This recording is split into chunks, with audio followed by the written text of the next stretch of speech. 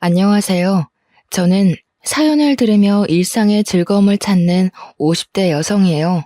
영상 쪽 일을 하고 있어서 영상으로 사연을 담는 일은 해봤지만 이렇게 음성으로 사연을 보내는 건 이번이 처음이라 저도 괜스레 설레고 떨리네요. 저는 제 아버지가 겪은 일이 어쩔 수 없던 일이었다고 생각하고 마음속 깊이 묻어두며 살아왔는데요. 사실 그렇게 묻어둘 일이 아니라고 생각이 들더라고요. 저희 아버지 참 멋있고 다정한 분이었는데 여러분들께도 소개하고 싶어요. 여러분들도 혹시 마음속 깊이 꺼내놓지 못하는 이야기가 있으신가요?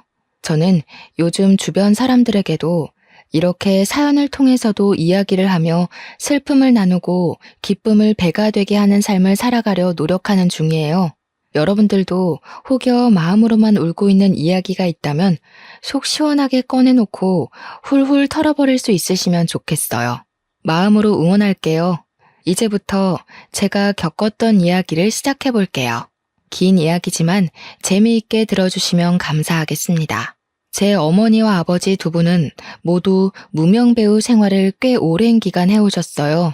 두 분께서는 연극 무대에 주로 오르셨고 텔레비전 프로그램에는 단역으로 짧게 나오는 경우가 많았어요. 아버지께서는 대학에서 전공도 연극 영화를 하셨는데 어머니께서는 고등학교 졸업 이후에 바로 연극 무대에서 배우로 일을 시작하게 되셨다고 해요. 같은 분야의 일을 하셨던 두 분은 고되고 힘든 연기 생활과 연극 무대라는 공통점을 배경으로 애정을 키우셨더라고요. 아버지는 연기와 연극에 대해 대학에서 전공까지 하며 배웠다고 해서 극단에서 아버지에 대한 대우가 남달랐다고 해요.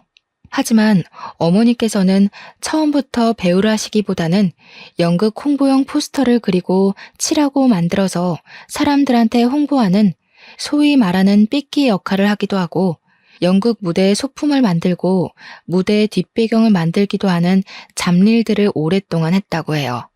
그래도 자신의 꿈을 이루는 과정이라 생각하고 누구보다 땀 흘리며 열심히 극단에서 일을 했고요.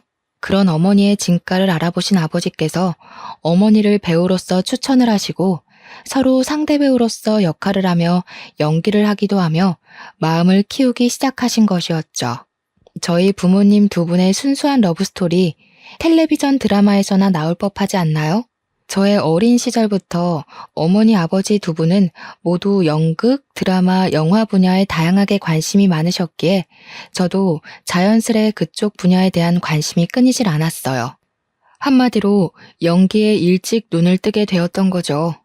하지만 제 관심과 열정에 부모님은 걱정을 하시더군요. 이 분야가 쉬운 분야가 아니라는 것을 몸소 겪으셨던 분들이셨고 사실 저도 부모님을 통해 보고 들어온 얘기들이 많아서 쉽지 않은 길이라는 것을 알고 있었어요. 그리고 저희 집 형편을 생각해봐도 그러했죠. 연예계는 한두 명의 소수나 스타만이 반짝 뜨고 그 외에 대다수 사람들은 먹고 살기도 참 팍팍하게 힘들다는 것을 직접 옆에서 보며 자라왔기 때문이에요. 은하야, 그래도 연기가 하고 싶어? 진짜 힘들걸? 배고프고 힘든 순간이 예쁘고 신나는 순간들보다 훨씬 많을 거야. 응, 엄마, 그래도 나 연기할 거야. 엄마 아빠 보면 힘들어도 연기하면서 행복하잖아요. 그니까 포기 안 하고 연기하고 있는 거고. 어이구, 그래. 우리 은하 큰딸 대견하네. 힘든 길이라는 것을 알면서도 씩씩하게 하려는 마음이 아주 이뻐. 어머니 아버지의 젊은 시절 동료라고 할 수 있는 친구분들 중에서 중년의 나이가 되실 때까지 연극이나 연기 쪽으로 일을 하시는 경우는 정말 드물었어요. 아니, 거의 없다고 말하는 게 맞는 정도였죠. 부부인데 두 분 모두 연기 생활을 하고 계시는 경우는 저희 부모님이 유일한 정도였죠. 어려운 환경일지라도 연기를 계속 꾸준히 하실 수 있으셨던 원동력은 연기를 본업으로 생각하고 열정을 다하면서도 겸업을 하셨기 때문이에요. 아버지께서는 개인 택시를 운전하셨어요. 회사에 얽매여 있지 않아서 자유로이 일할 수 있는 게 참 좋다며 즐겁게 일을 하셨죠. 연기를 하면서 이렇게 일도 할 수 있다는 게 난 참 좋다. 은하랑 지아랑 두 딸이랑 밥도 자주 먹고 놀기도 자주 놀고 그러면서도 일할 수 있는 게 얼마나 좋아. 어머니께서는 시장이나 마트를 돌아다니며 부족한 일손을 돕는 부업 일을 하셨어요. 워낙 고우신 외모와 성실하신 성품 덕에 일을 하는 곳 어디에서도 항상 인기가 좋으셨죠. 그렇게 제 부모님은 누구보다 열심히 살아가시면서 연기를 놓지 않고 지내셨어요. 저는 혈기왕성함으로 무장한 젊은 배우가 아닐지라도 열정이 넘치고 꿈을 포기하지 않는 부모님이 존경스러웠어요. 여느 때와 같이 아버지는 드라마의 조연으로 출연하는 일을 마치시고 새벽까지 개인 택시 일을 하고 계셨어요. 새벽에 트럭이 차선을 넘어와 아버지의 차를 들이받았고 아버지는 차와 부딪히고 가드레일에 치이셨어요. 양심이 있다면 사고 수습은 해야 하는 게 맞지 않겠어요? 저희 아버지 차량은 가드레일에 부딪혀서 차량의 형태도 못 알아보게 되었는데 사고를 낸 사람은 신고도 하지 않고 사고 차량을 몰고 바로 도주를 해버렸고요. 한마디로 뺑소니였던 거죠. 바로 신고라도 해줬더라면 지금의 아버지는 어떠실지 궁금하기도 하네요. 지나가던 차량들이 주춤거리다가 신고를 해줘서 구급대가 출동해서 아버지를 병원으로 이송할 수 있었고 경찰들이 사고 현장을 조사할 수 있었다고 해요. 범인을 찾기 위해 경찰들이 조사를 하고 저희 가족들은 사고 현장 근처에 현수막을 걸어두기도 했지만 역부족이었나 봐요. 하필이면 CCTV 사각지대에서 사고가 날 거라는 생각은 못했겠죠. 범인을 잡지 못한 분한 마음은 둘째치고 아버지께서 급작스러운 사고를 당하시고 병원 신세를 지게 되신 상황이 저희 가족에겐 더 큰 시련이었죠. 항상 가족의 기둥과 같은 분이셨는데 한순간에 이런 일이 일어날 줄 몰랐어요. 저와 동생 그리고 어머니께서 번갈아 가며 아버지 병간호를 했습니다. 몸을 움직이기도 어려운 수준이었기 때문에 갓난 아기를 돌보듯 모든 것을 저희 손을 통해 해야 했어요. 식사를 도와드리고 용변 보시는 것까지도 저희의 도움이 필요했죠. 저희도 어찌할 수 없는 저녁 시간에는 성인용 기저귀를 사용하셨는데 아버지께서는 어떤 것보다 그 점을 불편해하시고 싫어하셨어요. 어쩌면 부끄럽고 자식들 앞에서 못 볼 꼴을 보인다고 생각하셨던 것 같아요. 누구에게도 그렇게 의지하신 적이 없는 분이 본인 힘으로 할 수 있는 게 없고 화장실도 혼자 가지 못하다 보니 자존심이 많이 상해하셨죠. 아버지는 병원 생활을 무척이나 괴로워하셨어요. 이렇게 살 바에는 죽는 게 낫지, 죽는 게 나아. 아버지께서는 언젠가는 연기자로서 나중에는 노년 배우로서 당당하게 인정을 받을 거라 누누이 말씀하셨어요. 사고를 당하시게 되고 그 꿈을 이루지 못할 수도 있겠다는 좌절감이 크셨던 것 같아요. 어머니께서도 겸업을 하시며 연기 생활을 이어왔지만 도저히 불가능하다는 생각을 하시고는 풀타임으로 시장과 마트를 오가시며 아버지의 병원비를 벌기 위해 2배, 3배로 일을 더 하실 수밖에 없었어요.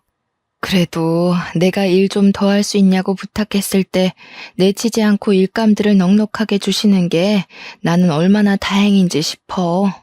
저희 가족은 아버지가 나아지실 거라는 희망을 품고 살아갔죠. 고등학생이었던 저와 동생도 아르바이트를 하며 생활비와 병원비에 보탬을 드리려고 노력을 했고요. 하지만 차가운 현실은 저희의 희망과는 달랐어요. 새벽 5시를 넘겼던 시간으로 기억해요. 아버지가 계신 병원으로부터 전화가 왔어요. 요즘엔 보기 드문 집 전화로 전화가 걸려왔어요. 집안 전체를 울리는 새벽을 뒤흔드는 전화 벨소리였어요. 저에게는 아직도 새벽에 걸려오는 전화 벨소리는 악몽과 같아요. 김인철님 댁 되시죠? 전해드릴 소식이 있어서요. 병원에 빠르게 내원해 주셔야 할 것 같습니다. 무슨 일이죠? 김인철님께서 사망하셨습니다. 아버지께서는 그렇게도 싫어하시던 병원 생활을 하시다가 집에 한 번도 돌아오지 못하신 채 급성 폐혈증으로 돌아가시게 되었어요. 아무도 예상하지 못했던 일이었죠. 저와 제 동생은 다음날 학교에 가기 위해 집에서 잠을 자고 있었고 어머니께서는 새벽 시장에서 일을 하고 계셨어요. 저희 가족 그 누구도 아버지의 임종을 지키지 못했어요. 지금 돌이켜 생각해봐도 정말 눈물이 앞을 가려요. 그 기억은 제 평생 없어지지 않을 아픈 기억이에요. 저희 가족의 지친 몸과 마음은 오직 아버지의 회복만을 바라고 달려왔는데 이렇게 허망하게 돌아가실 줄 몰랐어요. 저와 동생은 정말 아이처럼 그렇게 엉엉 울었어요. 돌아가신 아버지께서 얼마나 억울하실지, 저희를 남기고 가시는 마음이 얼마나 무거우실지 상상만 해도 마음이 아렸어요. 어머니께서는 현실로 받아들이지 못하셨죠. 펑펑 울어대는 저희와는 다르게 어머니는 눈물 한 방울도 흘리지 않으셨어요. 그저 넋이 나간 표정으로 장례를 치렀어요. 장례를 치르고 난 후 저희 가족은 이전과는 다른 삶을 살아갈 수밖에 없었어요. 마음과 정신적인 지주였던 아버지의 부재가 생각보다 가족들에겐 큰 영향이 있었던 거죠. 가난했지만 웃음이 끊이지 않았던 집의 분위기는 180도 변했어요. 하루하루 막막하게 느껴지는 그 무게감을 우리 가족 모두가 감당했어야 했기 때문이죠. 은하야, 어떻게 하니? 우리 어떻게 살아갈 수 있겠니? 막막하구나. 너희 아버지 없는 우리가 뭘 할 수 있겠니? 내가 더 잘할게, 엄마. 내가 다 먹여 살리고 돈도 많이 벌게. 걱정하지 마. 가족 모두가 이를 악물고 살아가게 된 계기가 되었어요.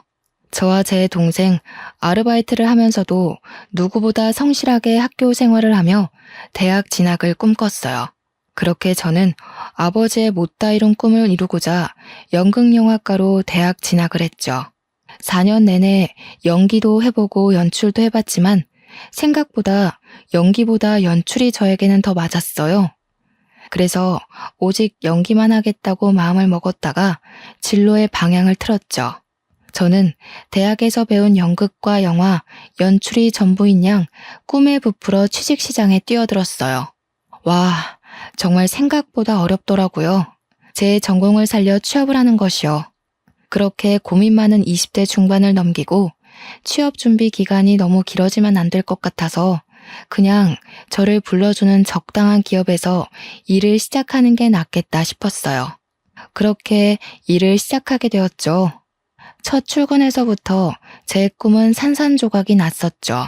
학교에서 배웠던 연출과는 생판 다른 노동이더라고요. 저는 영상회사에서 이렇게 다양한 일들을 하고 있는 줄 몰랐어요. 조연출 일부터 시작을 했는데 갖은 보조원 역할은 다 했어요. 무슨 커피 심부름은 매일같이 줄기차게 있는지 몸에 익다 보니 커피 심부름은 별것도 아닌 게 되더라고요. 그리고 엑셀 작업은 또 뭐 이렇게 많은지 컴퓨터로 처리해야 하는 일들이 이렇게 많을 수가 있나 싶었어요. 식사 영수증 관리에서부터 때로는 일손이 부족하다며 충무과에서 해야 하는 세금 관련 업무까지도 제가 하게 되었어요. 제가 원하던 일은 이런 게 아니었죠. 적어도 연출 전공을 살려서 아버지의 꿈을 뒤이어 이루겠다는 제 생각은 변함이 없었거든요. 아버지 어머니께서 연기를 하셨지만 저는 두 분의 진심 어린 연기를 어린 시절부터 봐왔기에 자신의 열정과 진심을 표현하는 연기자들, 사연들, 사람들을 영상으로 담고 싶어서 회사에 입사했는데 도대체 회사에서는 연출이나 연기와 관련된 업무는커녕 일부러 그러는 건지 다른 잡무들만 잔뜩 시키더군요. 하지만 저는 첫 술에 배부를 수 없는 거라 생각하고 저 스스로를 다지며 위로하며 일을 했어요. 이렇게 열심히 지내다 보면 제 진심을 알아주는 누군가가 있을 거라 생각했기 때문이죠. 저는 꼭 어머니 아버지 같은 진정한 배우를 모시고 영상에 담아내는 PD가 되고 싶었어요. 앞서 말한 것처럼 견디기 어려운 잡무들로 인한 스트레스가 엄청났다는 것은 사실이었네요. 정말 내가 원한 길이 이 길인가? 부모님은 도대체 어떻게 이렇게 힘든 과정을 인내하고 연기 생활을 하신 것일까? 고민이 참 많았던 시기였죠.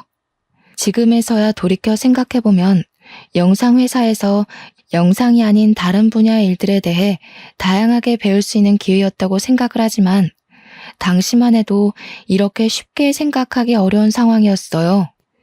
이 일을 시작하고 5년 차가 되었던 시기였어요. 일을 다니던 5년간 매년 영수증 관리나 시켰던 상사가 웬일로 저에게 영상 소재에 대해 같이 회의해보자고 제안을 했어요. 평소 그려왔던 다큐멘터리에 대해 신나게 말씀드렸죠. 회사에서 제대로 설명드리기 위해서 회의 자료들도 정말 열심히 만들어가고 PPT 작업까지도 해서 프레젠테이션을 발표했죠. 제가 오랫동안 기획해온 다큐멘터리 내용입니다. 모두가 주인공에만 스포트라이트를 비추고 박수를 쳐줄 때 누군가는 분명히 단역 조연으로 스포트라이트 밖에서 최선을 다하고 있죠. 이걸 저희 다큐에서 담으면 좋을 것 같아요. 제 열정에 대해 좋게 봐주신 것인지 여태 한 번도 없었던 인물과 장소 섭외에 대해 저에게 완전 일임을 해주셨어요. 아이디어를 더 디테일하게 내면서 어떤 영상 작품을 만들지 즐거운 고민이 시작됐죠. 몸은 힘들지라도 내 아이디어가 담긴 영상 작품이 생긴다는 마음에 굉장히 들뜨더라고요. 제가 어린 시절부터 꿈꾸듯 그려왔던 작품을 해야겠다 마음먹었어요. 무명 배우 단역으로서의 삶을 담은 다큐멘터리. 작품을 만들게 되었어요. 누구에게도 말씀드리지 않고 처음으로 엄마에게 출연이 가능하실지 제의를 드렸어요. 엄마, 여태껏 엄마가 아닌 다른 사람들이 주인공인 무대에 많이 섰잖아요. 이번에는 엄마가 주인공인 무대 어때요? 내가 다큐멘터리 하나 만들게 되었는데 엄마가 주인공이었으면 해서. 어머, 너무 잘 됐다. 작품 만들고 싶어 했던 건 오래전부터의 일인데 벌써 몇 년 동안 회사 생활을 하고 결국 네 작품을 만드는구나. 고생 끝에 정말 낙이 온다더니 축하해 딸. 그런데 엄마는 너무 늙고 못나서 출연하긴 좀 그래. 아니, 엄마가 어디가 어때서 그래요. 엄마만큼 고운 사람도 엄마만큼 성실한 배우도 본 적이 없어. 난 정말 내 작품이니까 꼭 엄마가 나와줬으면 해요. 아빠는 보고 싶고 출연을 부탁드리고 싶어도 이제는 그럴 수가 없잖아. 엄마가 꼭 주인공이 되어줘요? 어렵다는 엄마의 손사래에도 불구하고 저는 끈질기게 엄마를 설득했어요. 주인공이 엄마 혼자는 아니니까 너무 부담 갖지 않아도 된다는 점과 엄마의 진실한 이야기를 누군가에게 들려줄 수 있다는 것이 얼마나 큰 기회냐고 말씀드렸죠. 엄마는 생업이 바빠 연기 생활을 그만둔 지 오래라며 걱정하셨지만 어쩔 수 없이 그만뒀던 연기였기에 그만큼 연기에 대한 아쉬움이 남으시기도 하셨던 것 같아요. 결국 제 설득 끝에 출연을 하시기로 했죠. 엄마, 아버지 돌아가시고 연기 생활하고 싶어도 못했잖아요. 그 한을 좀 풀자. 우리 엄마 예쁜 얼굴 아깝단 말이야. 딸내미가 만드는 영상에 출연한다는 것도 얼마나 기분 좋은 일이야. 한번 나와줘요, 안배우님.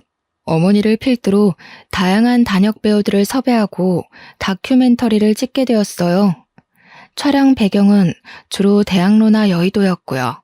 연극이나 방송을 짧게 하시는 경우가 많았고 대부분 사업을 하시거나 다른 일을 병행하면서 연기를 하셔서 양해를 구하며 촬영을 하게 되었죠. 아이고, 참 내가 뭐라고 이렇게 또 방송을 타게 해주나. 너무 고마워요. 촬영하시는 분들 고생이 많네요. 은하도 그렇고. 어머니가 주인공인 방송은 처음이시죠? 떨리실 것 같아요. 그래도 최대한 긴장 풀고 편히 말씀해 주세요. 인터뷰 형식으로 진행되다 보니 어렵지 않으실 거예요.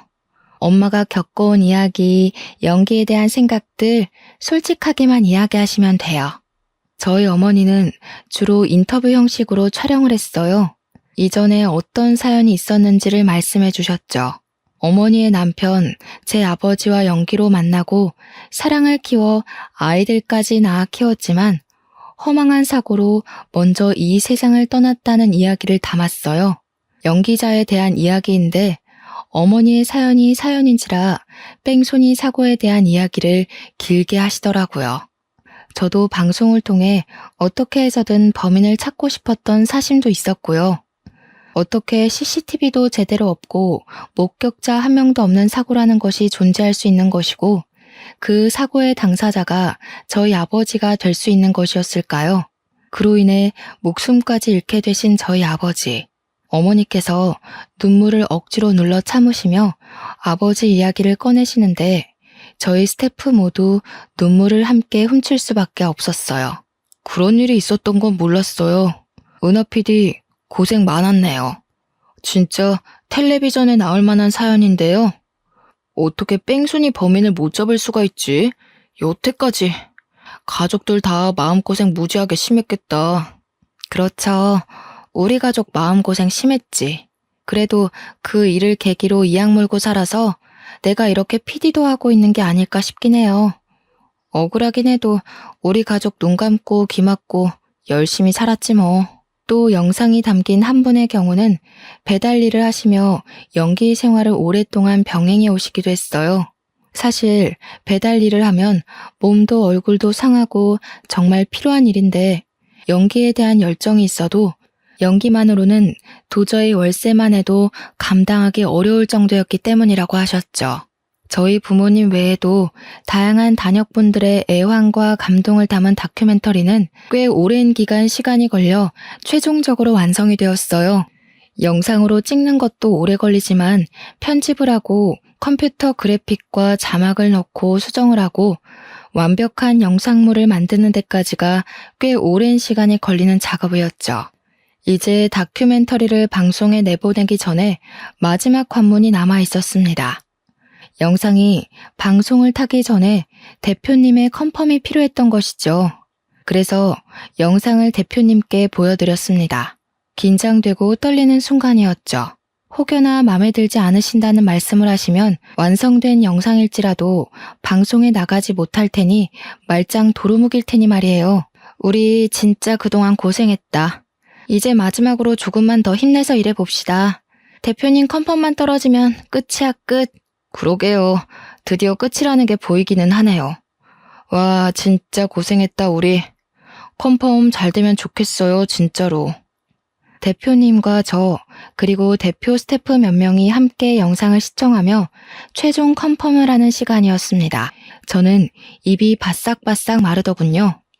그렇게 긴장이 되던 것은 일을 하면서는 처음 있던 일이었죠. 갑자기 당황스러운 일이 벌어졌어요. 영상을 잘 보고 계시던 대표님이 오열을 하시는 상황이 생긴 거죠. 처음에는 당황한 표정을 감추지 못하셨는데 이내 눈물을 터뜨리시더라고요. 이게 무슨 상황인가 싶었죠. 저는 놀라서 입을 다물지 못했지만 대표님께 휴지를 내어드리며 조용히 괜찮으시냐고 영상에 문제가 많다고 생각이 드시냐고 여쭤보았어요. 대표님, 괜찮으세요?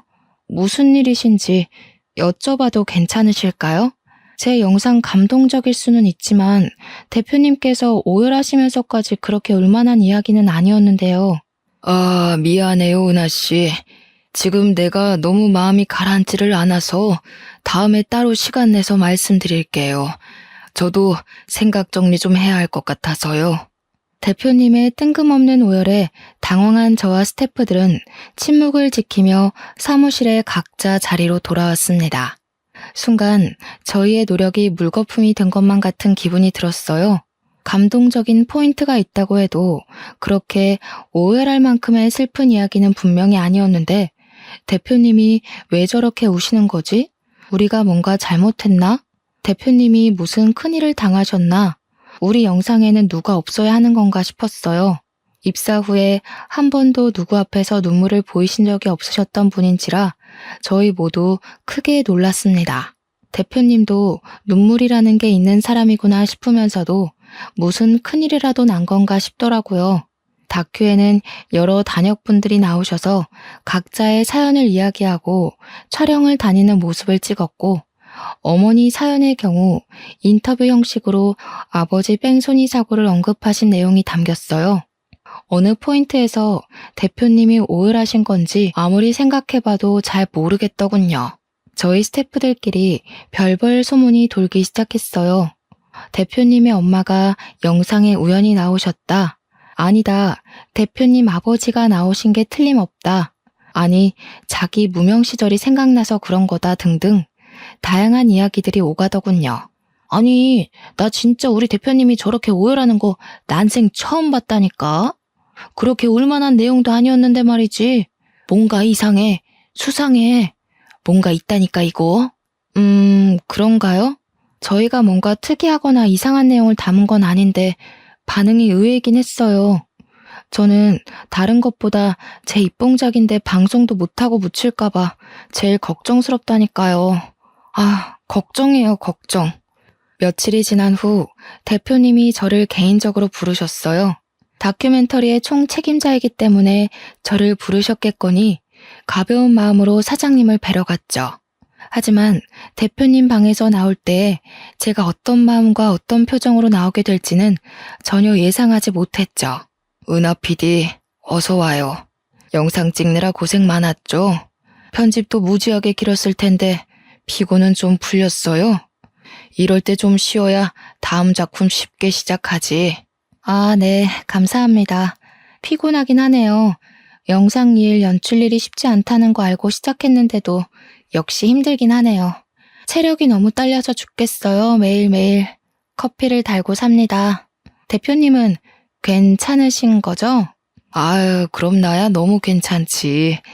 은하 PD 노고에 비하면 내가 뭐 비할 바가 아니지. 그런데 조금 어려운 이야기를 해볼까 해.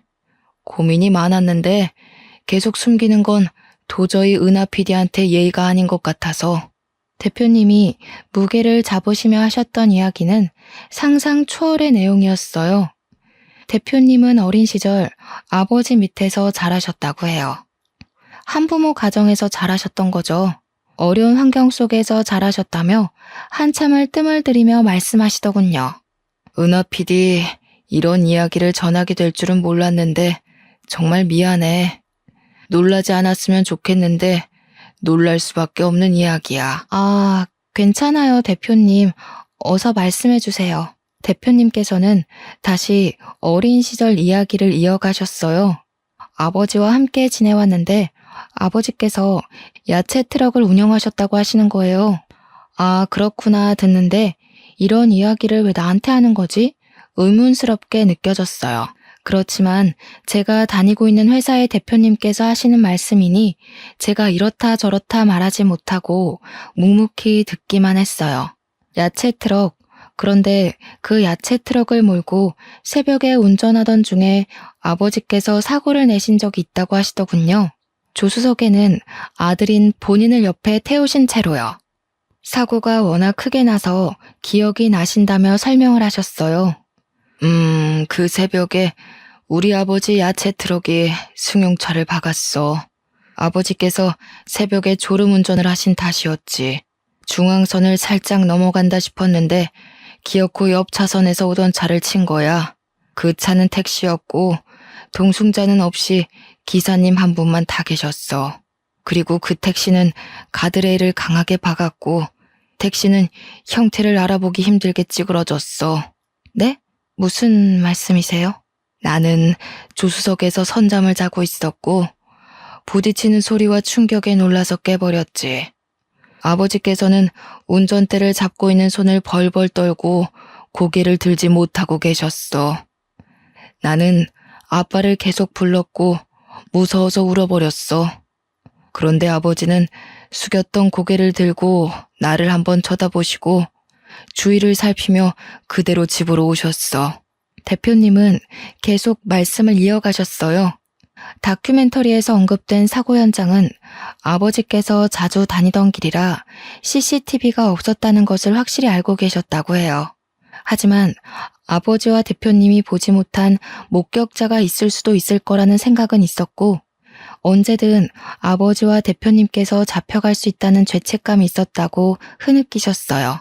하지만 아버지 없이는 살 수 없는 어린 대표님을 두고 감옥에 들어가실 수 없으셨는지 그렇게 뺑소니로 현장을 떠나셨던 거라고 하셨어요. 이런 이야기가 은하 씨 마음을 위로할 수 없다는 거 잘 알아. 그 사고 꽤 컸고 기사님도 많이 다치셨을 거라 생각하긴 했었어. 정말 미안해. 너무 미안해. 이 빚을 어떻게 갚아야 할지 모르겠어. 마음속으로만 지녀왔던 괴로움과 죄책감이었는데 이제 명확해졌어. 잊힐 수 있을 거라 생각했는데 아니었고.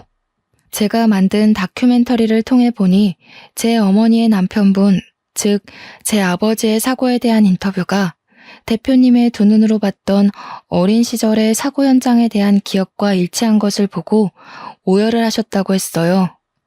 설마 아니겠지 하며 외면해왔던 과오를 이렇게 마주하게 될 줄은 꿈에도 모르셨던 것이었죠. 저도 당황스럽기는 매한가지였습니다. 대표님은 아버지의 상황에 대해 아시는 것이 없으셨겠지만 제 아버지는 이미 이 세상을 떠난 지 오랜 세월이 흘렀기 때문이죠. 그 세월 동안 저희 가족이 받았던 상처와 눈물은 어떻게 보상이 될지 머리가 새하얘졌습니다. 그렇게 오랫동안 찾아 헤매왔던 뺑소니 사고의 목격자가 여기 이렇게 제 눈앞에 버젓이 있다니요. 그런데 그 목격자가 뺑소니범의 아들이었고 사고에 대해서는 몇십 년간 침묵으로 일관해왔다니요. 대표님이라고 하지만 참을 수 없는 화와 눈물이 뒤섞여 나왔습니다. 억울하고 화가 나서 미칠 것만 같았어요. 성실하고 다정했던 우리 아빠의 삶, 생명은 누가 어떻게 보상해 주겠어요. 주변에서도 다들 사고당한 사람만 불쌍하다며 그렇게도 수군거렸는데 말이죠. 나라도 어렸어도 바로 신고를 했어야 하는데 정말 후회해. 정말 미안해. 끔찍하게 사죄해요, 은하 씨.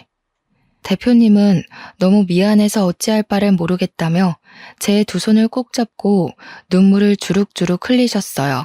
아버지께서는 현재 나이가 노쇠하셔서 요양병원에 치매 환자로 입원해 계신다고 했어요.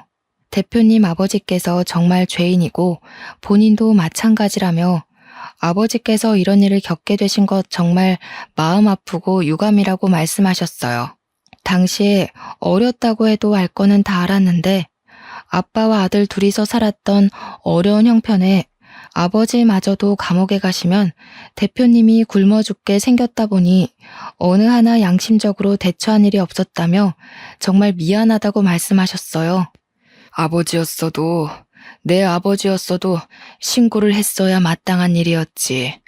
정말 죽을 죄였어요. 미안해. 그런 사정이 있었을 거라 생각 못했어요. 게다가 목격자가 이렇게 있을 거라는 것도 상상 못했어요. 정말 엄청 찾아다녔는데 현수막도 붙이고 포스터도 돌렸는데 없더라고요, 목격자가. 그래서 그냥 반쯤 포기하고 기억에 묻어두고 살았어요. 이렇게 마주하게 될 거라고는 정말 몰랐네요.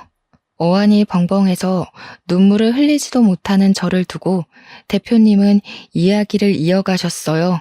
아버지를 만나게 해주고 싶다고 하시더군요. 저는 어떻게 반응을 하는 게 좋을지 감이 안 잡혔어요. 좋다고 만나게 해달라고 해야 할지, 아니 괜찮다고 끝까지 죽을 때까지 제 기억 속에 묻어두겠다고 해야 할지요. 대표님은 모든 사실을 알게 되었고 그 사고 가족이 우리 회사 직원인 것도 마음이 너무 아프다며 이렇게라도 찾게 되어서 다행이라고 평생의 마음의 짐이었으니 꼭 아버지를 만나줬으면 좋겠다고 부탁을 하셨어요. 저는 마음이 불편했어요. 돌아가신 저희 아버지는 어떻게 하고 이렇게 쉽게 과거를 용서할 수 있을까 싶었죠. 하지만 상대는 회사의 대표님, 형편이 어려운 저는 대표님의 말씀에 네네 하며 오케이를 하고 말았네요. 약속한 시간은 금방도 찾아왔습니다. 몇 주 뒤에 잡아둔 면회 날짜가 이렇게 빨리 찾아올지 몰랐어요. 어머니와 동생에게 사실대로 이야기를 했다가는 정말 말 그대로 뒤집어지고 쓰러질 것만 같아서 우선 제가 먼저 대표님 아버지라는 분을 만나 뵙기로 했죠. 대표님의 차를 빌려 타고 함께 가는 길. 차 안의 고요한 침묵은 이상하리만치 현실감이 없었고 긴장감까지 맴돌았어요.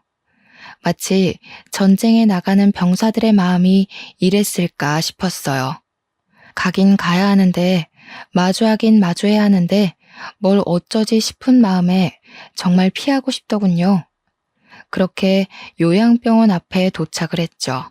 시간이 멈춰버렸으면 좋겠다는 생각밖에 들지 않았어요.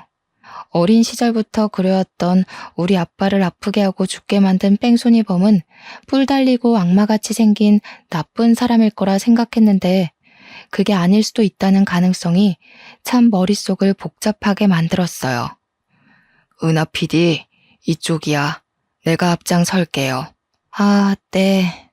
요양병원이 익숙한 듯 앞장서시는 대표님의 등 뒤를 따라 저는 저벅저벅 걸어갔어요.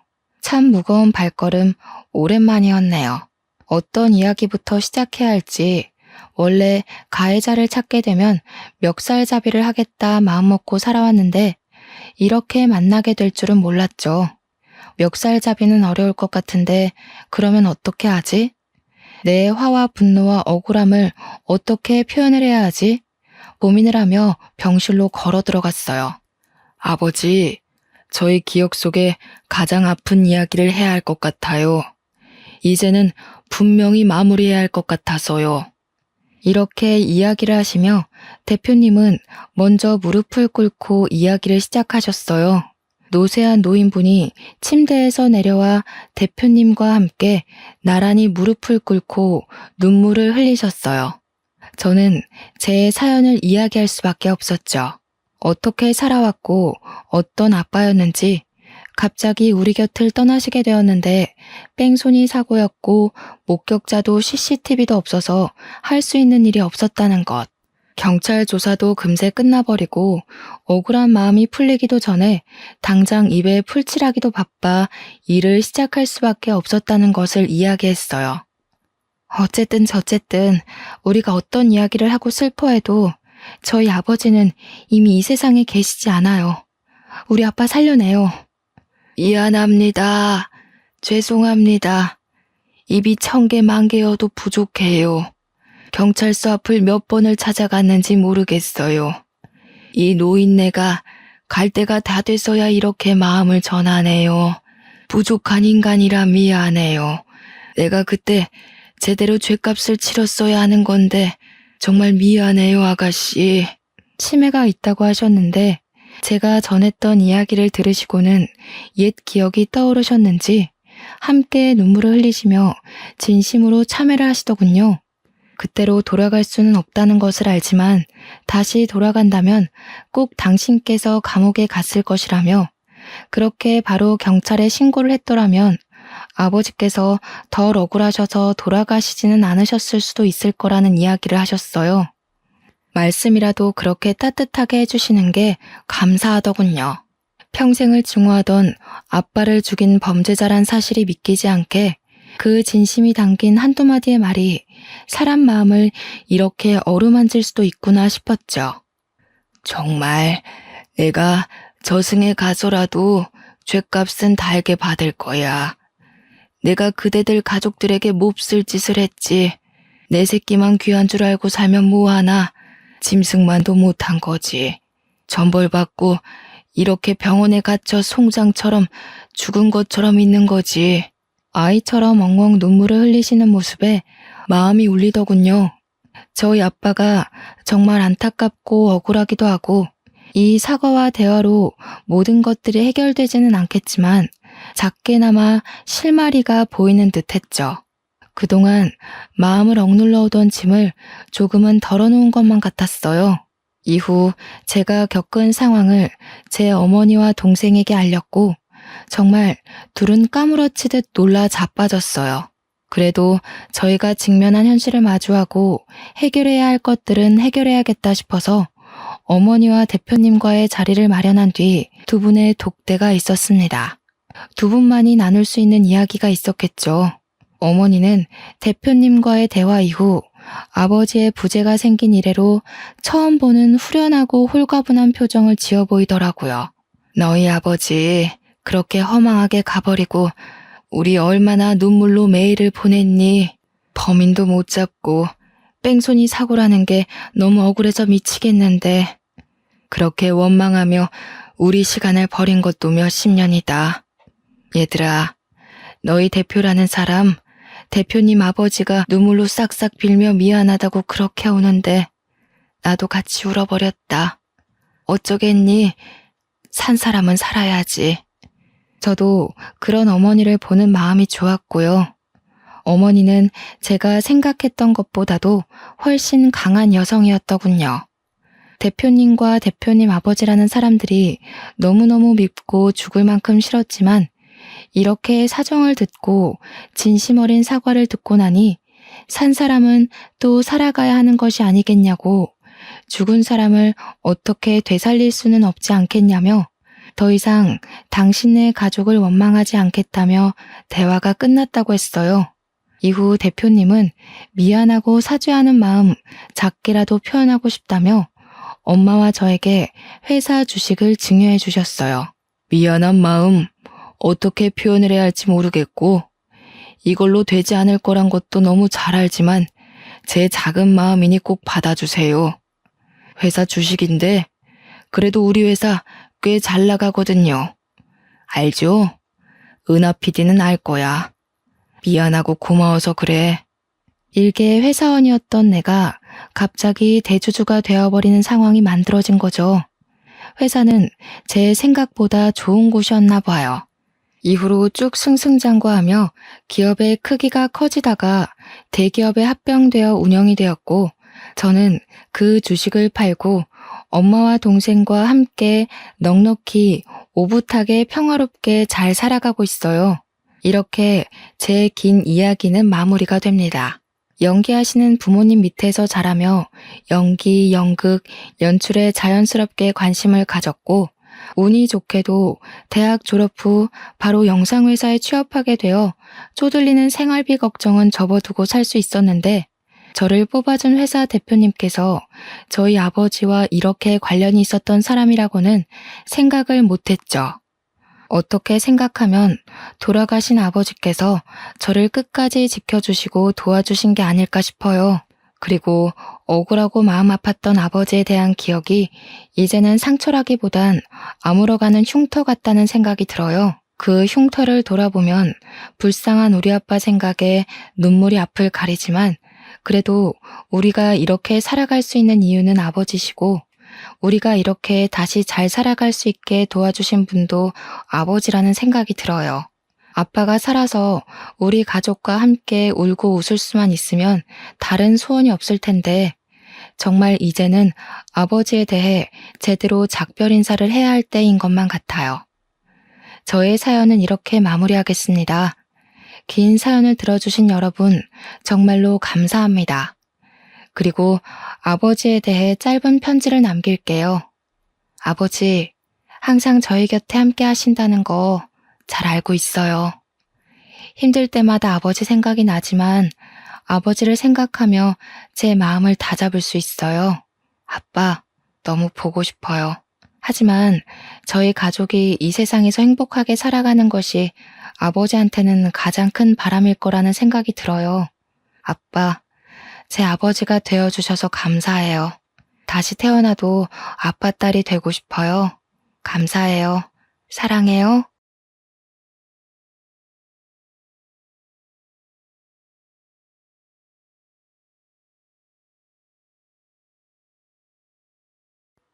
안녕하세요.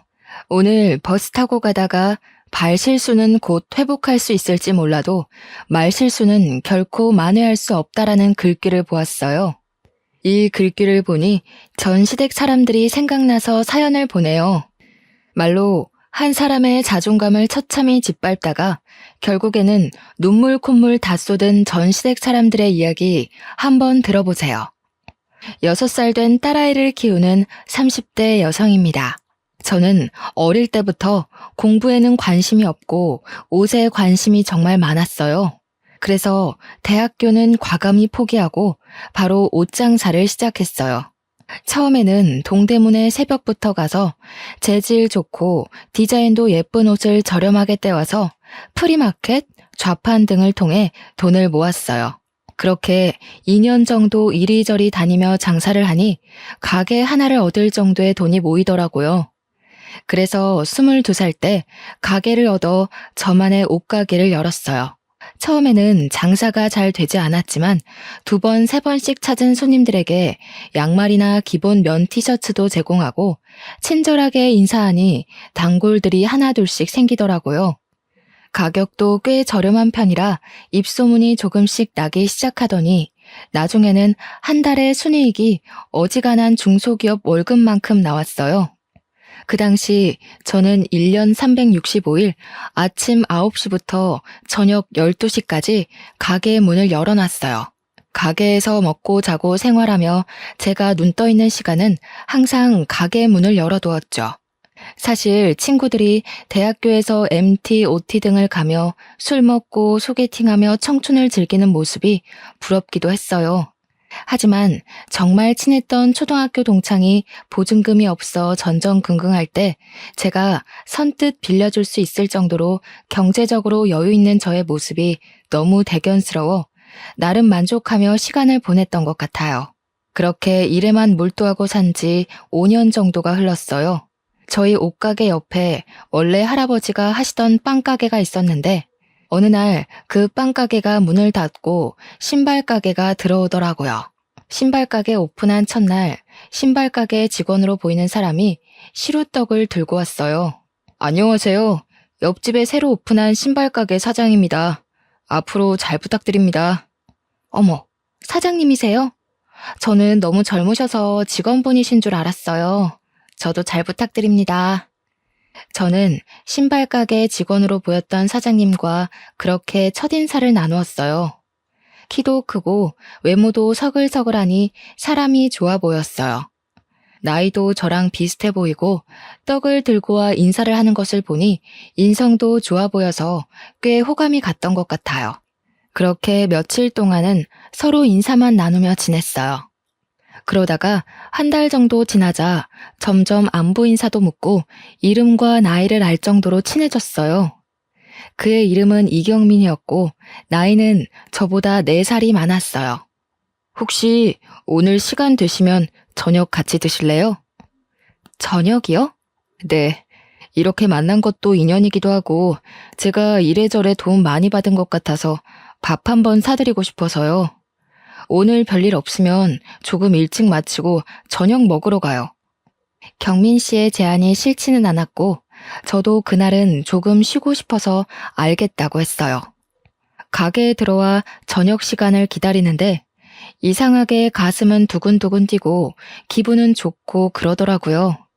설레는 마음을 숨기고 경민 씨와 저녁 먹으러 근처 고깃집에 갔어요. 그곳에서 경민 씨가 살아온 이야기를 듣고 저도 살아온 이야기를 하며 서로 비슷한 점도 많고 통하는 점이 많다는 것을 알게 됐어요. 그 뒤로 종종 함께 점심과 저녁을 먹으며 많은 시간을 보냈고 오빠 동생에서 연인 사이로 발전하게 되었습니다. 우리는 사귀는 동안 한 번도 싸운 적이 없었어요. 경민 씨가 너무 착해서 항상 저의 의견을 잘 들어주며 모든 것을 다 맞춰주었거든요. 본인도 장사하느라 힘들 텐데 저의 투정도 다 들어주었거든요. 그런 모습에 반해 저는 이 남자와 결혼하기로 마음먹고 각자 집으로 인사를 드리러 가게 되었어요. 먼저 우리 집에 경민 씨와 함께 가니 부모님은 평생 일만 하고 노천으로 살 줄 알았는데 이렇게 멋진 남자친구를 만나고 있었냐며 좋아하셨어요. 우리 아이 예쁘게 봐줘서 고맙다고 언제든 결혼한다 그러면 적극 환영이라고 하셨죠. 그리고 다음 주 많이 떨리는 마음으로 경민 씨 집에 인사드리러 갔어요. 경민 씨의 부모님은 저를 반갑게 맞이해 주셨어요. 아직 결혼을 안 한 남편보다 1살 위인 형님은 조금 날카롭게 보이긴 했지만 마음은 따뜻한 사람 같았어요. 음식도 너무 맛있었고 식사 후 정리도 다 같이 하는 모습을 보며 참 화목한 집안이란 생각이 들었어요. 그리고 그런 모습을 보니 빨리 결혼을 해서 이 집의 가족 구성원이 되고 싶었어요. 서로의 집에 방문한 뒤 우리는 바로 결혼 준비에 들어갔어요. 신혼집과 신혼살림, 식장 예약에 스드메 투어까지 해야 할 일이 정말 많은데 경민 씨는 계속 표정이 뚱해져 있더라고요. 요새 무슨 일 있어? 피곤해? 아니, 왜? 우리 지금 준비할 것이 정말 많은데 얘기하면 별 관심도 없어 보이고 피곤해만 보여서 무슨 일 있는 거야? 사실 말이야. 뭔데? 이야기해봐. 우리 이제 앞으로 같이 살 사람인데 무슨 일이 있어도 같이 풀어나가야지. 안 그래? 사실 나 그동안 모아둔 돈으로는 집 사기 너무 힘들 것 같아서 코인을 투자했거든. 뭐? 코인? 그 뉴스에서 요새 난리난 그 코인? 저는 깜짝 놀랐어요. 사실 저는 주식이나 코인, 부동산에 투자하는 것에 대해 부정적으로 생각하고 있어요. 건전한 투자로 재산을 불리는 일도 있다지만 사실 제 주변에서는 다들 주식이나 코인, 부동산 투자했다가 빚만 지는 경우가 더 많았거든요. 그래서 저는 절대 어디에 투자하지 않고 열심히 일해서 차곡차곡 돈을 모아야겠다고 생각했어요. 그런데 얼마 전부터 코인이 상승세가 되면서 다들 코인을 많이 사더라고요. 저 역시 모아둔 돈도 있고 해서 코인에 투자할까 살짝 생각했지만 언제 폭락할지 모르니 투자를 하지 않았어요. 그런데 그때 경민 씨는 저 몰래 코인에 투자했던 것이죠. 그럼 얼마나 잃은 건데? 일단 내 여윳돈의 반토막. 미안해. 정말 너랑 예쁜 신혼집 살려고 만든 돈인데 이렇게 어이없게 날려서. 내가 입이 10개라도 할 말이 없다. 그런데 내 나름대로는 너랑 잘 살아보고 싶어서 그런 거니 조금만 이해해주라. 정말 미안해. 저는 사실 정말 화가 많이 났지만 그래도 저랑 같이 잘 살아보고 싶어서 그런 거라니 화를 꾹 참았어요. 그럼 우리 집이랑 혼수 장만은 어쩌지? 일단 네가 모아둔 돈에 약간 대출 껴서 집 장만하고 혼수는 내가 있는 돈 조금 보태서 사자. 정말 미안해. 근데 코인이 폭락하다가도 다시 오른다고 하니까 조금만 기다려봐. 코인 다시 오르면 바로 다 빼고 2번 다신 이런 짓 안 할게. 이미 돈이 나갔는데 어쩔 수 없지 뭐. 대신 앞으로는 절대 코인이나 주식하지 말기다. 알았지? 결국 제가 모아둔 돈으로 신혼집을 마련하고 혼수도 거의 다 제 돈으로 마련했어요. 그래도 결혼이 후회되지는 않았어요. 남자친구의 가족은 여전히 정말 화목해 보였고 그런 분들이 제 시댁 식구라면 당장 나에게 돈이 없어도 평생 행복하게 살 수 있을 것 같았거든요. 이렇게 우리는 결혼을 하고 허니문 베이비로 바로 아이가 생겼어요. 아이가 생겼지만 결혼으로 인해 많은 돈이 지출되었기에 몸이 힘들어도 꾹 참고 일을 할 수밖에 없었어요. 매일 아침 9시부터 저녁 10시까지 가게에서 일하고 일주일에 한 번씩은 의류 도매 매장에 새벽부터 가서 옷을 대량으로 구매해 오곤 했어요. 그렇게 무리를 하니 결국 아이가 유산이 되어버렸어요. 참 마음이 아팠어요. 그깟 돈이 뭐라고. 이렇게까지 몸을 힘들게 혹사해서 내 아이를 잃었나 하는 죄책감과 슬픔이 이루 말할 수가 없었죠. 슬픔에 일도 하기 힘들고 무기력해져서 가게 문도 일찍 닫을 때가 많았어요. 하루는 멍하니 누워있는데 시어머니한테 전화가 왔어요. 나다. 뭐 하고 있어? 집에서 잠깐 쉬고 있었어요. 그래? 하긴 아이 유산도 출산과 똑같다던데 좀 쉬어야지. 근데 너 몸이 너무 약한 것 아니냐? 아니에요. 저 몸 나름 건강한데 옷가게 일을 조금 무리하게 해서 그런가 봐요. 아니, 나 때는 임신 초기부터 막달까지 반 메고 집안일하고 시열은 병시종까지 다 들어도 건강하게 아기 잘 낳았는데 넌 뭐 그깟 가게 일 좀 한다고 그렇게 유산이 되니? 옷가게이지만 물건도 많이 들고 해서 힘들었나 봐요. 그깟 옷 몇 장이 얼마나 무겁다고. 옷보다 우리 아들이 하는 신발이 더 무거우면 무겁지. 말이 되는 소리를 해라. 아무튼 쉬어라. 안 그래도 유산돼서 속상하고 마음이 아픈데 툭툭 내뱉는 시어머니의 말은 저의 가슴을 더욱 후벼 팠어요. 그래도 저만큼이나 시어머니도 손주 잃은 것이 속상하셔서 그런 거겠지 하며 서운한 감정을 꾹꾹 눌렀어요. 그 후 몸을 추스르고 1달 정도 지나니 다시 아이가 생겼어요. 이번에 생긴 아이는 반드시 지키겠다는 생각에 아침 10시부터 7시까지 줄여서 일하고 옷도 인터넷으로 주문했어요. 2번 다신 아이를 잃지 않기 위해 최선을 다했죠.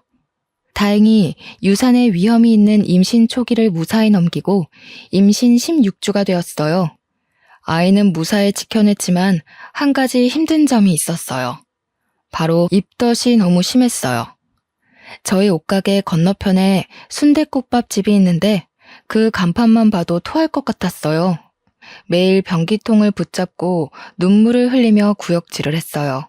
우유만 조금 넘길 수 있었죠. 하루는 가게에서 기운 없어서 앉아있는데 시어머니가 오셨어요. 예, 너는 가게 열어놓고 그렇게 죽도 못 먹은 사람 마냥 쾌하게 있으면 되겠니? 사람들이 오다가도 가겠다. 입덧이 너무 심해서요. 지금 우유만 먹고 지내거든요. 참, 너는 유별이다. 나는 애 둘을 낳았는데 입덧 한 번 없었는데 넌 도대체 그깟 임신 한 번 했다고 그렇게 난리니? 제가 냉장고 문만 열어도 구역질을 해서 집에서 뭘 먹지를 못하네요. 그래도 아침에 집 근처 편의점에서 삼각김밥 먹었어요. 예, 너는 남편 아침을 편의점에서 삼각김밥으로 먹여야겠니? 신발 상자 정리하고 하려면 얼마나 힘든데. 안 그래도 힘 많이 써야 하는데 삼각김밥이 뭐야, 삼각김밥이. 죄송해요. 그런데 저도 몸 상태가 요새 이래서 못 챙겨줬네요. 앞으로는 잘 챙길게요. 안 되겠다. 얼른 집에 가서 우리 경민이가 좋아하는 생선 좀 사다 구워 먹여야겠다. 넌 어차피 못 먹지? 우리 경민이는 우리 집에 밥 먹으러 오라고 할 테니 넌 쉬어라. 시어머니는 우유만 먹으며 겨우 버티는 제 걱정은 하나도 하지 않으시고 남편의 밥 걱정만 실컷 하다가 나가셨어요. 그날 밤 시댁에 다녀온 남편의 몸에서 나는 생선구이 냄새가 너무 역하게 느껴졌어요. 남편이 샤워하고 입었던 옷을 다 세탁기에 돌려도 도무지 속이 진정되지 않더라고요. 결국 저는 밤새 화장실에서 변기통을 붙잡고 구역질을 하느라 잠을 한숨도 못 잤답니다. 지독한 입덧은 막달까지 계속되었어요. 그래도 뱃속의 아기는 쑥쑥 잘 자라 무사히 출산했어요. 시부모님도 손주, 그것도 아들이 태어났다고 좋아하셨어요. 아이의 이름은 시부모님의 뜻대로 준혁이라고 짓고 조리원에서 집으로 돌아왔어요. 우리는 준혁이 100일 정도까지 옷가게 문을 닫고 제가 직접 돌보기로 했어요. 아직 목도 가누지 못하는 갓난아기를 어린이집에 보내기도 좀 그렇고 친정은 부모님 2분 다 일을 하셔서 바쁘시고 시댁은 시어머니께서 집에 계시지만 1시간 정도 되는 거리라서 매일 준혁이를 데리고 왔다 갔다 하기에는 조금 무리가 있었거든요. 그렇게 집에서 준혁이와 시간을 보낸 지 1달 정도 지났을 때였어요. 이제 슬슬 여보 가게도 문 열어야 하지 않아? 언제까지 문 닫고 있을 수는 없잖아. 그렇긴 하지. 근데 준혁이를 어린이집에 맡길 수도 없고 어디 마땅히 맡길 만한 곳도 없는데 어쩌지? 그래서 말인데 우리 부모님이 지금 사시는 집을 전세로 내놓고 큰 집으로 이사하실 생각이신 것 같던데 이참에 우리 집 근처로 이사 오셔서 준혁이를 봐주시는 건 어떨까? 뭐 같이 살자는 것도 아니고 준혁이를 봐주시면 나야 감사하지. 솔직히 나도 이제 가게에 나가긴 해야 하는데 준혁이 맡길 만한 곳도 없고 걱정되긴 했거든. 그치? 아무래도 잘 모르는 어린이집에 맡기는 것보다는 우리 엄마한테 준혁이를 맡기는 편이 더 낫잖아. 맞아. 근데 우리 집 근처에 시아버지, 시어머니, 형님까지 다 사실 수 있는 넓은 평수가 있어. 마침 건너편 아파트에 평수 넓은 집이 급매로 나왔더라고. 그럼 엄마한테 전화해서 거기로 알아보라고 해야겠다. 남편은 곧장 시어머니께 전화를 걸어 급매로 나온 아파트를 알려주었고 다음 달 시부모님과 형님은 우리 집 건너편 아파트로 이사를 오셨어요. 일주일 뒤 준혁이를 맡기고 저도 오랜만에 옷가게 문을 열었어요. 거의 3달 가까이 가게 문을 열지 못했더니 가게 구석구석 먼지가 뽀얗게 쌓여 있었어요. 당장 내일부터 장사를 시작하기 위해 청소를 하고 가게를 정리했어요. 금방 끝날 수 있을 줄 알았지만 너무 오랜만에 가게 문을 열어서인지 청소하고 정리해야 할 것이 산더미였어요. 쉬지 않고 온종일 움직였지만 오후 5시가 되도록 정리가 아직도 덜 되어 있었어요.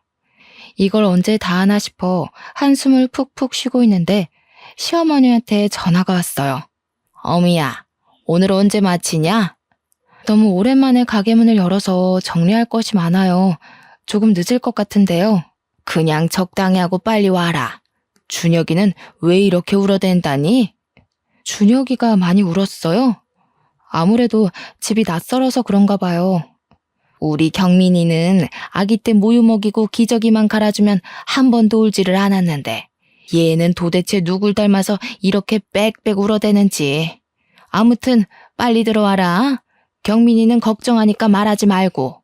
시어머니와의 전화를 마치고 종일 울었다는 준혁이가 걱정돼 도무지 일이 손에 잡히지 않았어요. 저는 대충 일을 마무리하고 바로 옆 남편 가게로 넘어갔어요. 준혁이가 많이 온다고 전화가 와서 오늘은 일찍 먼저 들어가 봐야 할 것 같다고 말한 뒤 바로 시댁으로 향했어요. 시댁에 가니 준혁이는 잠들어 있었어요. 준혁이 얘는 널 닮아서 그런가? 정말 유별나게 울더라. 어찌나 시끄럽던지. 많이 힘드셨죠? 아기 보는 게 쉬운 일이 아닌데. 알긴 아는구나. 아, 그리고 내가 경민이한테 말하지 말랬는데 그새 왜 말했니? 경민 씨가 준혁이 아빠인데 알고 있어야죠. 가게가 바로 옆이라서 제가 문 닫고 가는 거 뻔히 다 아는데 굳이 둘러댈 이유도 없잖아요. 그래도 밖에서 일하는데 걱정되게 왜 그런 얘기를 하니? 너는 참 생각도 없다.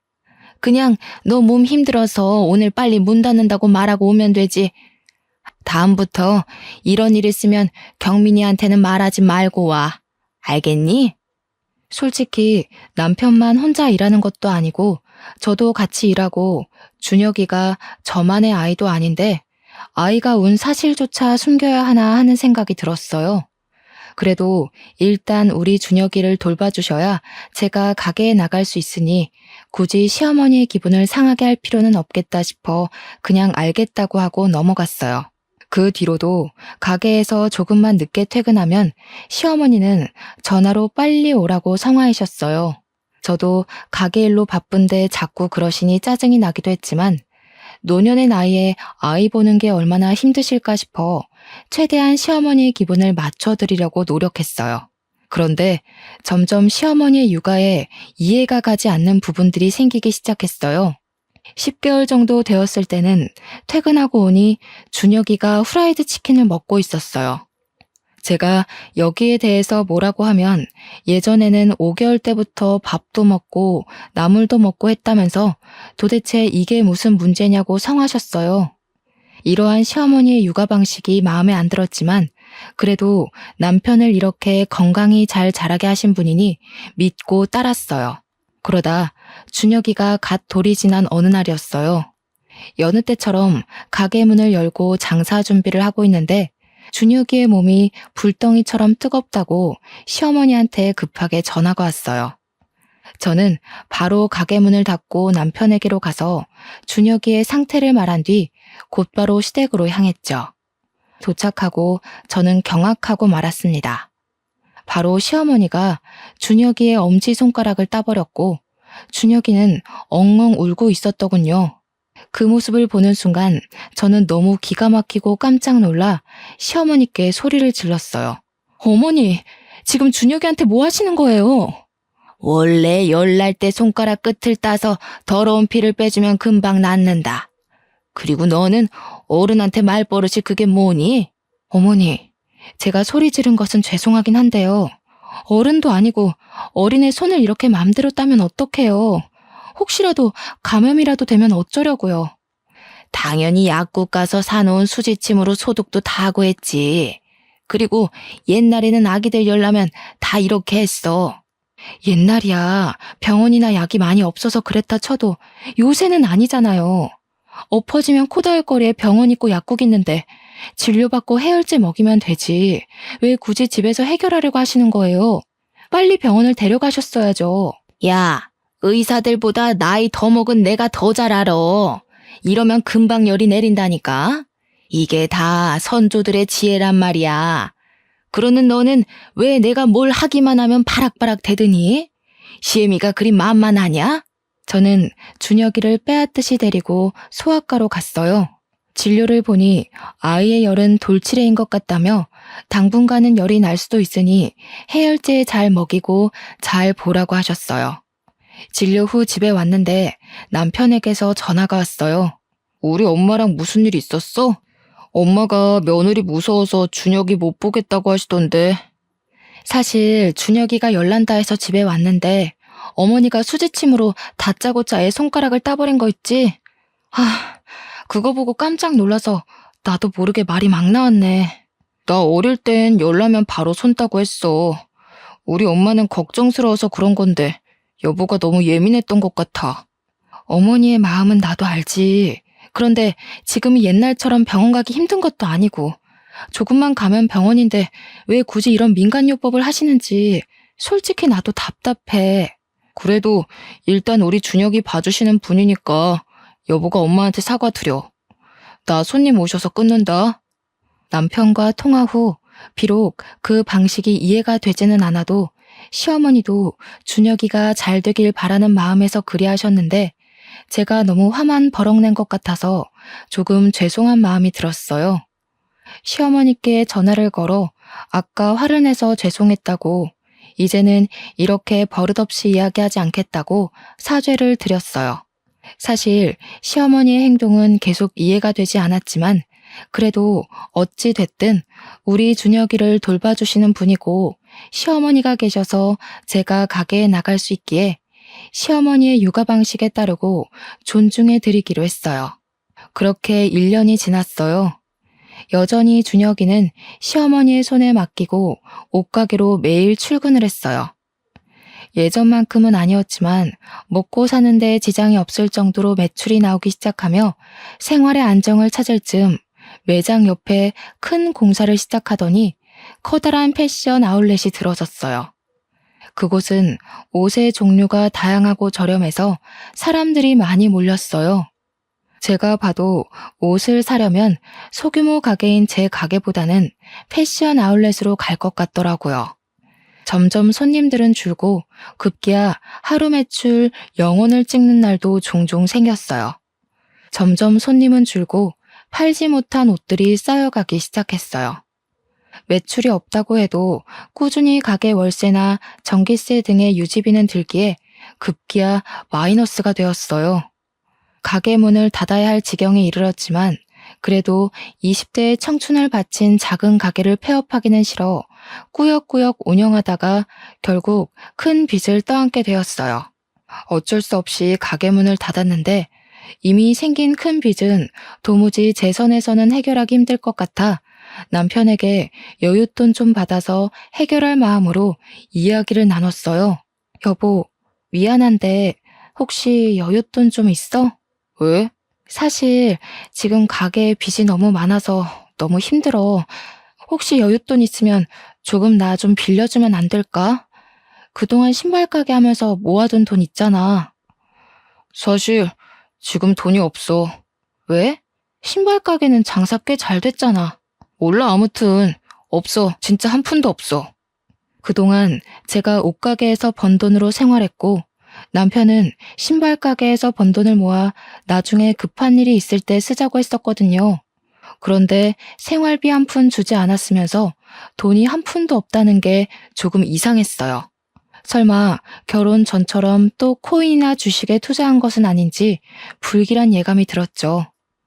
그래서 남편이 씻고 있을 때 몰래 핸드폰을 확인해 보니 아니나 다를까 코인에 또 거액의 투자를 한 것이 아니겠어요.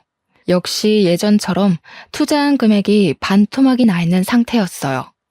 여보, 이게 뭐야? 또 코인에 투자한 거야? 옷가게 적자라서 돈 좀 굴려볼까 해서 그랬다. 아니, 결혼 전에도 그렇게 잃어놓고 또 코인에 돈을 넣어버리면 어떡해. 또 돈 잃었잖아. 지금 옷가게 빚만 갚아주면 되지? 내가 어떻게든 해결할게. 그리고 코인으로 반토막 난 것도 반드시 원상복구 할 거야. 그니까 성질 좀 내지 마. 아우, 귀찮아. 남편은 바로 시어머니께 전화해서 옷가게 상황을 다 말씀드렸어요. 다행히 시어머니 아버지께서 돌아가시면서 남겨둔 유산이 있어 그곳으로 저의 빚을 다 갚을 수 있었어요. 시어머니의 도움으로 무사히 빚을 다 청산하긴 했지만 사업 실패로 인한 상처가 너무 커 무엇을 다시 시작하기가 겁이 났어요. 남편도 당분간은 집에서 준혁이 키우는 데만 전념했으면 좋겠다고 해서 집에 있는데 시어머니와 형님이 집에 찾아오셨어요. 가게 망하고 어떻게 지내고 있나 해서 와봤어. 생각보다는 좋아 보이네. 네, 그런데 평생 일만 하고 살아서 그런가 집에만 있으려니 답답하네요. 어머, 그런데 이 백은 뭐야? 이거 그 한정판 아니야? 꽤 값이 나갈 텐데. 그거 초등학교 동창이 결혼할 때 선물로 사준 거예요. 친구가? 친구가 왜 이런 비싼 백을 선물해줘? 22살 때 그 친구가 생활이 너무 힘들어서 돈을 조금 보태줬거든요. 그때 너무 고마웠다고 결혼 선물로 이 백을 선물로 주더라고요. 아까 가게에서 보니까 우리 경민이는 구멍난 가방 메고 다니던데. 올케는 참 좋은 백 있네. 형님, 안 그래도 경민 씨 가방에 구멍 나서 제가 말했더니 쓰던 가방이 편하다고 굳이 그 가방을 메고 가겠다더라고요. 이 백, 명품 백이니까 팔아서 현금을 만드는 게 좋지 않겠어? 지금 생활비도 모자라는데 이딴 백이 무슨 소용이야? 어머니, 그래도 이건 제 동창이 감사의 의미로 선물을 준 건데 이걸 어떻게 팔아요? 안 돼요. 남편이 밖에서 힘들게 번 돈 잘 모으고 아껴서 불릴 생각을 해야지. 어떻게 너는 네 마음대로만 생각하니? 참 너 생각이 없다. 어머니, 남편이 힘들게 버는 것 옆에서 항상 지켜봐서 저도 열심히 아끼며 생활하고 있어요. 그래, 허튼 곳에 돈 쓰지 말고 꼭 아껴. 내가 한 번은 빚 갚아줘도 두 번은 못 갚아준다. 옳게, 진짜 이런 시어머니가 어딨어? 이제 다른 일 벌리지 말고 그냥 조용히 집에 있어. 알겠지? 시어머니와 형님은 저의 빚을 갚아준 것을 들먹이며 제 속을 마구 헤집어 놓았어요. 사실 정말 화가 났지만 뭐라 할 수가 없었어요. 어찌되었건 저의 빚을 갚아주신 건 시어머니셨으니까요. 그날 뒤로 시어머니는 혈압약을 받으러 갈 때마다 저를 부르셨어요. 혼자서는 힘들어서 못 가니 병원에 좀 데려다 달라고요. 병원에서 오는 길에는 제 옷가게가 망해서 우리 아들이 빚더미에 앉았던 거 생각하니 속이 상해서 고혈압이 온 것 같다며 시어머니의 병이 꼭 다 제 탓인 것처럼 말씀하셨어요. 전 억울한 면이 있기는 했지만 그래도 시어머니의 돈으로 빚을 해결했기에 뭐라 딱히 반박할 말이 없었어요. 유난히도 더웠던 지난 여름에는 집에 있는데 시어머니께서 집으로 오라고 전화가 왔어요. 준혁이를 데리고 시댁에 가니 오늘 시어머니 지인들과 친목 모임을 집에서 하는데 마침 복날이니 삼계탕 만드는 것을 도와달라고 하시는 것이 아니겠어요? 부엌에 가보니 닭과 재료만 사다 놓고 손질이 하나도 되어 있지 않더라고요. 저는 그 무더위에 땀 뻘뻘 흘리며 혼자 삼계탕 10인분을 만들고 집에 왔어요. 퇴근한 남편한테 오늘 이런 일이 있었다고 말하니 너는 집에 있는데 엄마 친구들에게 삼계탕 하나 끓이는 게 뭐가 힘드냐며 오히려 타박이더라고요. 이럴 때 빈말이라도 이렇게 더운데 고생했다고 말해주면 얼마나 좋을까 싶어 섭섭한 마음에 눈물만 흘리다가 잠이 들었어요. 다음날 밤새 잠을 설치다가 늦잠을 자고 있는데 아침부터 시어머니한테 전화가 오더라고요. 어제 삼계탕 먹고 설거지거리가 잔뜩 쌓여있는데 허리가 아프시다며 와서 설거지 좀 해달라고요. 전날 울어서 그런지 머리가 깨질 듯이 아파서 죄송하지만 오늘 머리가 아파서 못 가겠다고 했더니 젊은 애가 무슨 맨날 아프냐며 내가 너 빚만 안 갚아줬어도 그냥 좋은 데 가서 맛있는 음식 대접했을 텐데 너 빚 갚느라 어제 집에서 허접스러운 음식 대접했다면서 막 쏘아붙이시는 거예요. 저는 또 바보같이 시어머니의 그런 모진 말들을 다 듣고도 아무 말도 할 수가 없었네요. 어찌되었건 시어머니의 돈으로 급한 빚을 해결했으니까요. 그 뒤로도 시어머니의 부르심은 거의 매일같이 계속되었어요. 사소한 집안일부터 잡다한 심부름까지 거의 모든 일을 다 저에게 시키셨어요. 그리고 일이 맞춰질 때쯤이면 내가 너의 빚을 갚아줘서 돈이 없다는 식으로 말씀하시며 안 그래도 사업 실패로 얻은 상처에 모진말이라는 소금을 팍팍 뿌리셔서 제 속은 만신창이가 되었어요. 남편을 붙잡고 울고 몇 번이나 이야기해 보았지만 남편은 항상 시어머니 편이었어요. 그래도 우리 엄마가 빚을 다 갚아주지 않았느냐며 제가 정말 미웠으면 선뜻 돈을 주시지도 않았을 것이라고 하나뿐인 며느리가 잘 풀리지 않는 모습이 답답해서 그러는 것이라는 말도 안 되는 얘기만 앵무새처럼 반복했어요. 이런 이야기 친정에 말하기도 부끄럽고 지인에게 말하기도 제 얼굴에 침 뱉기인 꼴이라 그냥 준혁이 하나 보고 화가 치밀어 오르는 것도 꾹 참고 살아왔어요. 그러다가 명절이 되었어요. 저희 친정엄마는 명절을 맞이하여 시댁에 가는 저에게 화장품 3세트를 건네시며 시부모님과 형님에게 드리라고 하셨어요. 나름 금가루도 들어가고 꽤 비싸 보이는 제품이었죠. 어머니, 아버지, 형님, 저희 엄마가 명절이라고 화장품 준비했어요. 보내주신 것이니 잘 쓰긴 하겠다만 솔직히 화장품 난 별로던데. 이거 딱 봐도 싸구려네. 아니, 피부 트러블이라도 나면 어쩌려고 이런 화장품을 보내셨대? 나도 화장품 잘 안 쓰는데 이거 사돈한테 미안해서 어쩌나. 참 쓸데없는데 돈 쓰는 것은 엄마나 딸이나 똑같네. 화장품 버리기도 힘든데 왜 이런 걸 사셨대? 그러게나 말이다. 딸은 사업 망해서 내 돈으로 빚 갚아. 엄마는 쓸데없는데 돈 써. 너희 친정은 참 돈 관리를 못하는구나. 에이, 다들 그래도 너무하네. 장모님이 생각해서 보내신 건데 그래도 한번 써봐. 금가루도 들어가고 좋아 보이네 뭐. 어찌 됐건 보냈으니 잘 쓰긴 하마. 옆집은 사돈이 한우를 보냈다던데 우리도 그런 거나 보내지 쓸데없는 화장품은 무슨. 엄마가 고심해서 고른 선물을 보시며 다들 좋지 않은 소리를 하시니 기분이 상했지만 명절이기도 하고 시어머니의 돈으로 빚을 갚은 것이 틀린 말도 아니니 뭐라 할 수가 없었어요. 예, 이번 명절에는 우리 음식을 만들어서 먹자. 그래도 명색이 명절인데 음식을 해야 하지 않겠니? 원래 저희 시댁은 명절 때 제사가 없고 그냥 우리끼리 서로 좋아하는 것을 시켜 먹었어요. 괜히 요리하며 일 벌리면 누군가는 분명 힘들어져서 명절이 싫어진다고요. 그런데 갑자기 저에게 올해는 음식을 장만하자는 것이에요. 엄마, 무슨 음식을 장만해? 우리 원래 매년 시켜 먹었잖아. 너는 맨날 일하니까 쉬고 나랑 네 마누라가 요리하면 돼. 가만히 있자. 시아버지는 김치전 좋아하고 우리 딸은 육전을 좋아하고 우리 아들은 배추전을 좋아하니까 이 3개 다 해서 먹자. 무슨 부침개를 3개나 만들어. 그냥 하나만 만들어. 나 배추전 안 먹어도 돼. 나 옛날에는 부침개 10종류나 만들고 그랬어. 3종류는 뭐 일도 아니지. 너 설마 네 마누라 고생할까봐 그러는 거냐? 내가 네 마누라 빚도 다 갚아줬는데 이 정도도 못 시켜? 옳게. 설마 이번 명절 때 음식 장만시킨다고 속으로 우리 욕하는 거 아니지? 아니에요. 다 같이 먹을 음식 장만하면 좋죠 뭐. 남들이 먹는 것도 아니고 가족들이 먹는 것인데요. 그치?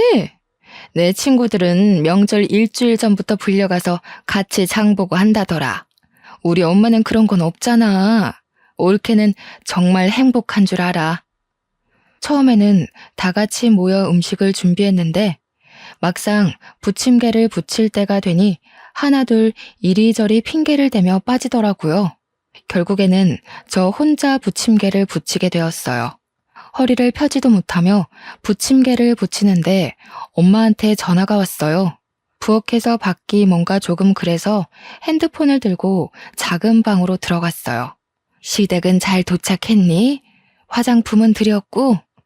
다들 고마워하셔. 지금 전 부치는 중이야. 매년 음식 안 한다더니 올해는 음식장만 하나 보네. 고생하겠네. 열심히 해. 엄마가 전화를 끊으려는 순간 시어머니가 작은 방 문을 벌컥 열고 들어오셨어요. 너 부침개 부치다 말고 여기서 뭐 하냐? 엄마한테 전화가 와서요.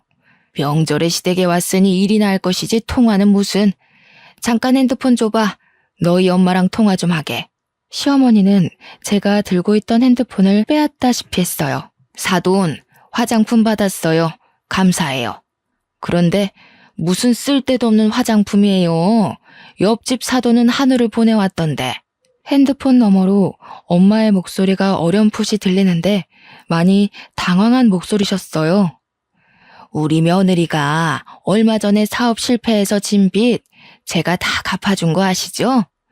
제가 이렇게나 우리 며느리 딸처럼 생각해요. 그런데 며느리도 그러더니 우리 사돈도 쓸데없는 곳에 돈 잘 쓰시네요. 그래서 오전 여전이라는 말이 있나 봐요. 시어머니는 아주 상냥한 말투로 저희 엄마의 선물을 비꼬는데 정말 속에서 천불이 나더라고요. 그 소리를 듣고 엄마가 뭐라고 얘기하려고 하시는데 시어머니는 이제 바쁘다고 전화를 뚝 끊어버리시는 거예요. 기껏 생각해서 선물을 준비한 엄마의 성의를 무시한 것도 모자라 엄마에게 전화로 막말까지 하는데 더는 가만히 있을 수가 없었어요. 저는 그 자리에서 앞치마를 벗어던지고 챙겨온 짐을 싸기 시작했어요. 얘, 너 지금 뭐 하는 짓이냐? 어머니, 방금 선 크게 넘으셨어요. 아무리 그래도 저희 엄마한테 그런 식으로 말씀하시는 건 아니죠. 내가 뭘 어쨌다고 그러니? 시어머니와 저의 말다툼이 시작되자 무슨 일인가 싶어 온 가족이 작은 방으로 왔어요.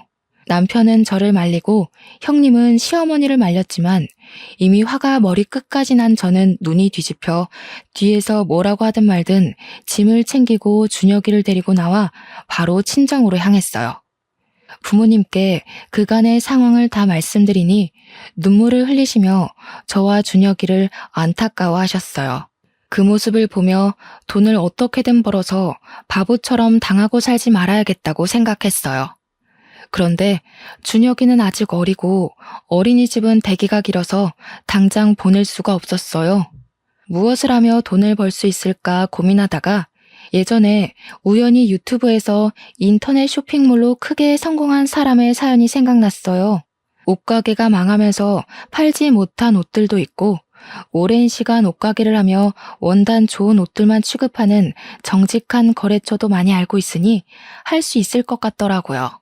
명절이 끝나고 집에 오자마자 인터넷으로 자료를 찾으며 인터넷 쇼핑몰을 오픈하고 집 근처에 생긴 저렴한 오피스텔을 얻었어요. 그곳에서 재고로 쌓인 옷들을 하나씩 촬영해서 쇼핑몰에 등록하고 제품이 팔리기를 기대했죠. 원래 옷가게 단골이었던 손님들에게 쇼핑몰도 알려주고 여기저기 인터넷 카페에서 광고도 했더니 슬슬 매출이 오르기 시작했어요. 인터넷 쇼핑몰은 가게를 했을 때보다 운영비가 훨씬 적게 들어서 같은 제품을 팔아도 순이익이 더 많이 남았어요. 또 무엇보다 오피스텔에서 저 혼자 준혁이를 보며 편하게 일을 할 수가 있어서 좋았어요. 남편은 집에서 애나 보지 또 무슨 인터넷 쇼핑몰을 하냐며 뭐라 하였지만 시어머니의 말도 안 되는 폭언에 하나도 도움이 되지 않는 남편의 모습을 보며 이미 정이 떨어져 뭐라고 하든 말든 저는 준혁이를 데리고 매일 오피스텔로 가서 일도 하고 아이를 키웠어요. 그 결과 몇 개월 만에 아이와 제가 충분히 먹고 살 만큼의 돈을 벌게 되었어요. 인터넷 쇼핑몰로 대박을 치던 중 형님의 결혼 소식이 들렸어요. 남편은 쇼핑몰이 잘 되고 있다는 사실을 알고 축의금을 넉넉히 하자고 하더군요.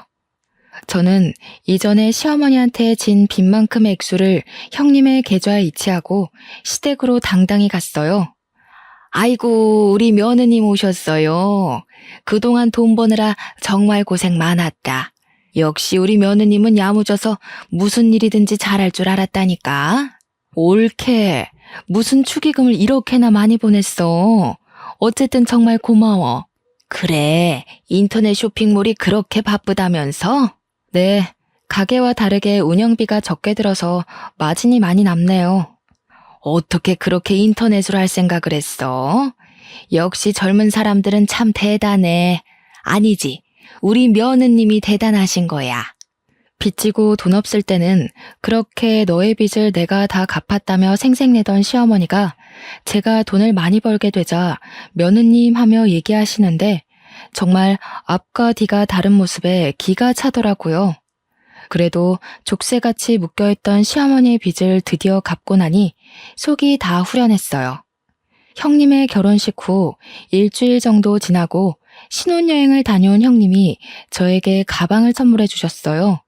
형님이 건넨 가방을 보니 예전 명절 때 엄마가 화장품을 선물했을 때 온갖 말로 모욕을 준 것이 생각났어요. 순간 저는 형님과 시어머니께 똑같이 해야겠다고 생각했어요. 어차피 제가 금전적으로 어느 정도 안정되면 이렇게 앞과 뒤가 다르고 힘들 때 말로 자존감을 내리깎아버리는 이딴 집구석과 언젠가는 헤어져야겠다고 다짐했거든요. 그때가 지금이다 싶었어요. 형님, 저 생각해서 가방을 사오신 것은 너무 감사한데요. 어디서 이런 촌티 풀풀 내는 가방을 사오셨어요? 뭐라고? 내가 잘못 들었나? 촌티라고? 네, 잘 들으셨네요. 촌티요.